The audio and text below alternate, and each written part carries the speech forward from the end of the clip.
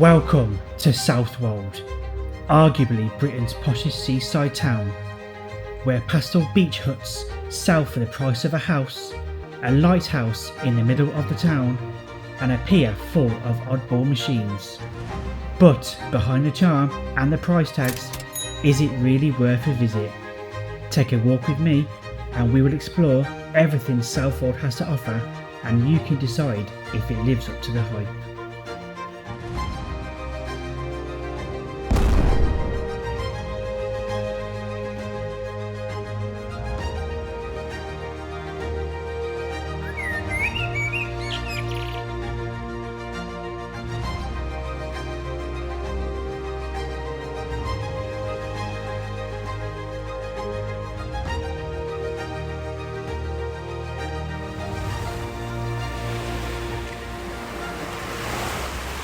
Hi everyone, it's a gorgeous day, the sun is out but it's very windy and we're going to be exploring Southwold on the Suffolk coast. Now this is my first ever time here and I've been here a couple of hours getting my bearings and learning about the place. I'm looking forward to showing you around. I'm going to be sharing some of its best landmarks and I'll also give you some tips on where the best places to eat are. So let's get started. So here, first of all, as soon as you pull up on the North Parade is the boating lake and model boat ponds. It's a historic feature of the town. It offers a peaceful and picturesque spot for both locals and visitors. It was constructed in the 1920s as part of Southwold's development as a seaside resort. It was designed to provide entertainment and relaxation for visitors, and the lake is located near the town centre, which is just a short walk from Southwold Pier and the beach. I mean, literally, you'll notice as we walk around Southwold how everything is so close together. Let's head over to the famous Southwold beach huts. It's a real shame about the wind today because the sky is absolutely beautiful. Because the wind, the sea is absolutely raging. It looks so angry, look at it. Perfect spot for surfing, I think. These are the beach huts, and the reason they're famous is because of the price they sell for. In May 2022, one of these beach huts sold for an eye-watering amount of money. Can you guess how much it sold for? Crazy, isn't it? Each their own. I love beach huts, but I would never spend that type of money on a beach hut. That would buy you a decent sized house in most places, certainly where I live. Not that I've got that sort of money or anywhere near it anyway. Now there's 266 privately owned beach huts here, and if you want to rent one, I looked online and daily rental prices range from anywhere between 40 to 60 quid, while weekly rentals can reach 240. A bit of fun trivia for you is parts of the town we use as a backdrop to Ed Sheeran's music video Under the Tree. They film these beach huts and a shop called Little Gems in town. Southwold is considered a world-class destination, and because of its desirability, 57% of Southwold residential property is actually second homes. It has driven prices up in the area well above the national average, making it the most expensive town in Suffolk and one of the most expensive in the UK. I've looked online and apparently the average house price for a small house in Southwold will set you back around £700,000. You may have seen in the news recently a section of this promenade recently collapsed late last year, and it's only recently been repaired and just opened in time before the Easter holiday. Considering some of these beach huts are so expensive, look how tired they look. I mean, I know they're literally right on the seafront and they get all the elements of Mother Nature, but they're absolutely battered. This is the pier you can see ahead of us, the Southwold Pier. It's one of the most iconic and beloved landmarks in the town. It has that lovely British seaside vibe, which I'm going to show you in a second, and it's probably one of the most quirky seaside piers I've ever seen. I'll explain why in just a minute. I really wanted to fly my drone around the pier and give you a really good bird's eye view of it, but I don't think I'm brave enough today.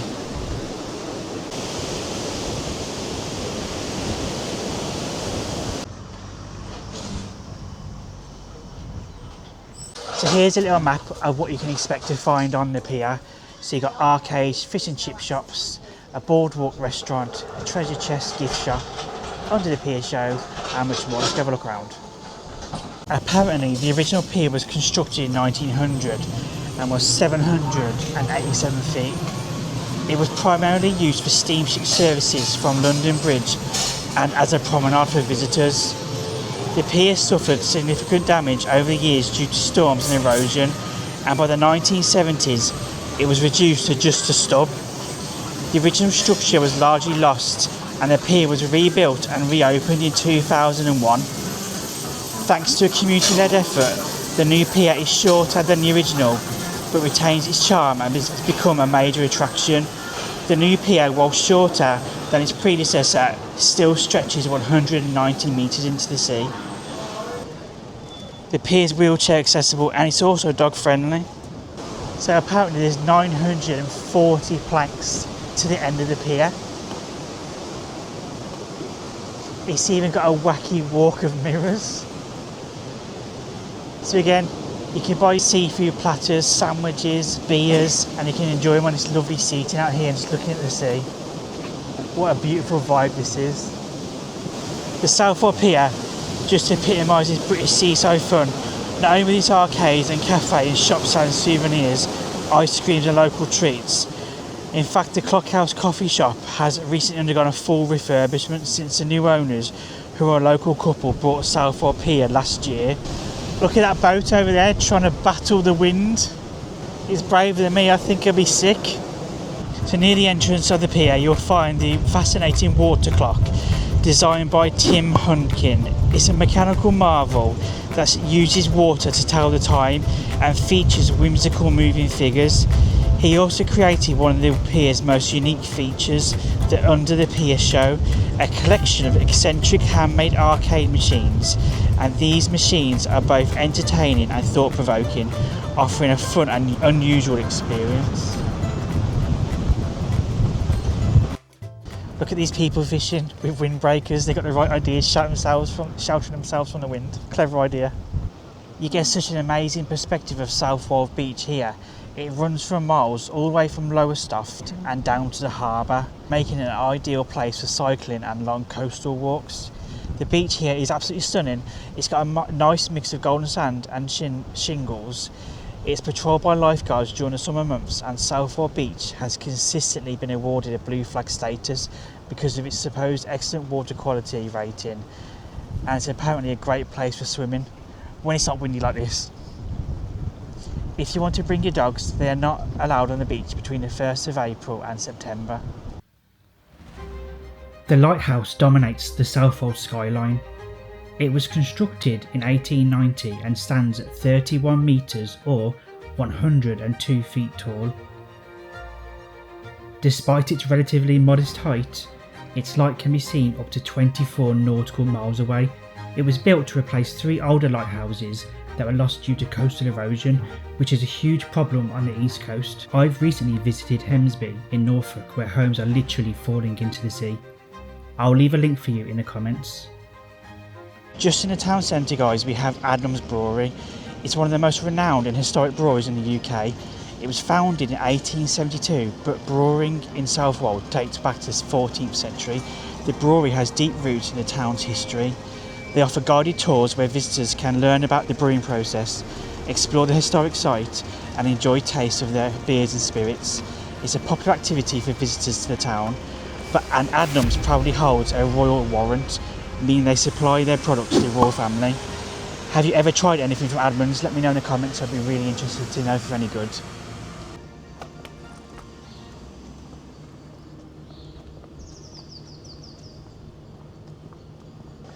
Look at these gorgeous little terraces on the right hand side, guys. Little cottages, they're beautiful, aren't they? Southwold is so charming, it's just gorgeous. I can understand why it's one of the most sought after places to live. All these buildings have so much character. On the same road as the Adnams Brewery is Southwold Museum, which is located in this 19th century old water tower and pumping station built in the heart of the town. It offers a fascinating glimpse into the history and heritage of Southwold and its surrounding areas. It's free to walk around, but unfortunately it doesn't open until 2 p.m, so I'm good I can't show you around, but at least it gives you an excuse to come down and see it for yourself.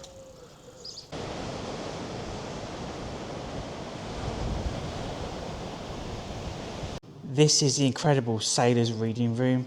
It's a unique and historic building that offers a fascinating glimpse into the town's maritime history. Established in 1864 as a place for retired sailors to gather and read, it remains unchanged to this day.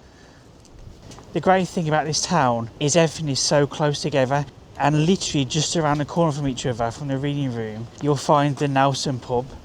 It's an historic and cosy pub located just a stone's throw from the seafront, and it's named after the famous British naval hero Admiral Lord Nelson. The pub is a local favourite, and of course they sell Adnams Brewery ales.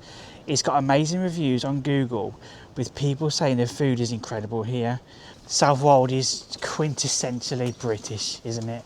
This is literally the heart of the town centre, and I'm going to show you a recommended chip shop for you. So it's here on our right hand side, down this little alley here.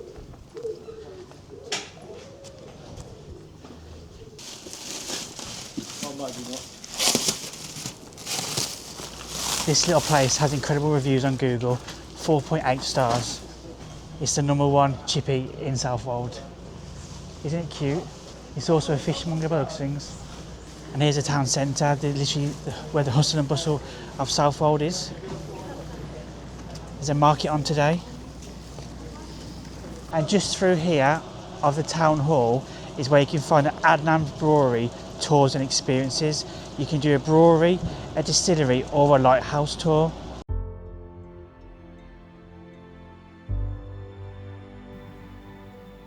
This is the incredible Gun Hill, an historic and picturesque spot that features a set of 18th century cannons, which are actually amongst the town's most iconic landmarks. The cannons were installed as part of Southwold's coastal defences during the Napoleonic Wars. They were put in place to protect the town's coastline from potential invasions which never came. In the past, the cannons were fired to mark special occasions such as royal celebrations or significant local events. The beautiful cannons are maintained by the local community and are a source of great pride for the residents. Look how cool they look, guys. They really are something else. You can just imagine them sitting here firing at naval ships coming in. Absolutely incredible. If you enjoyed touring Southwold, you're definitely going to want to watch my other videos on the East Coast just here. Don't forget to like and subscribe, and I'll see you next week. Take care.